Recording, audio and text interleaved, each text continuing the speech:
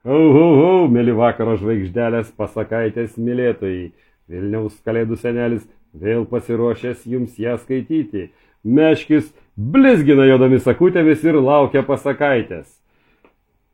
Kalėdos. Pasaką parašė Stepas Ribokas.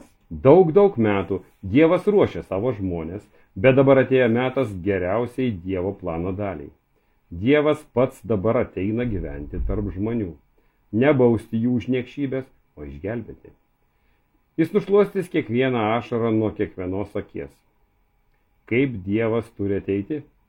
Tikriausiai jūros turi ošti, medžiai šokti, kalnai nusilenkti iki žemės. Tačiau nieko panašaus nenutiko. Jis atėjo tyliai, jis atėjo tamsoje, kaip sniegas žiemos gilumoje. Buvo taip. Jauna mergina Marija buvo susižadėjusi su Juozapu. Jis buvo karaliaus Dovydo proanūkis. Vieną rytą jį tvarkėsi namuose, tik staiga aukštas vyras švytinčiai šarvais tiesiog atsirado prieš ją. Jis buvo Gabrielius, pasiuntinys iš dangaus, atvykęs pranešti ypatingos žinios. Pamatęs, kad Marija išsigando, jis suskubo ją drąsinti. Nebijok, Marija, Dievas džiaugiasi tavimi. Marijos akys prisipildė ašarų. Ji buvo visai sumišusi. Baimė ir džiaugsmas užplūdo ją. Marija, tu pagimdysi kūdikį, berniuką. Jį pavadinsi Jėzumi. Jis yra tas, kuris turi ateiti. Jis yra gelbėtojas. Jis yra Dievo sūnus.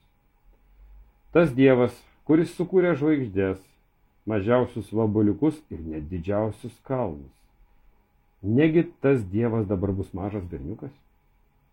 Kaip taip gali būti, prabilo Marija. Ar tai gali būti tiesa? Dievui nieko negali būti neįmanoma, padrąsino ją Gabrielius. Marija patikėjo juo. Ji nusprendė, kad ir ką Dievas pasakys, ji pasitikės juo. Ir tikrai, po 9 mėnesių Marija ruošėsi gimdyti. Marijos sūnus gimė. Jis yra tas, kuris pakeis visą pasaulį. Jie suvystė Dievo dovaną šiltais vystyklais ir paguldė ėdžiose. Pavadino jį Jėzumi. Šis vardas reiškia Emanuelis. Dievas, kuris atėjo gyventi tarp mūsų. Iš tikrųjų, mėly vaikai, ne kalėdų senelis yra svarbiausia kalėdų figūra. Kalėdos yra Jėzaus gimtadienis. Kiekvienas iš mūsų skubame teikti dovaną savo artimiesiems, draugams ar pažįstamiems. O ar paruošėte dovaną Jėzui? Senelis linki jums ramios nakties, saldžių sapnų, labanakt.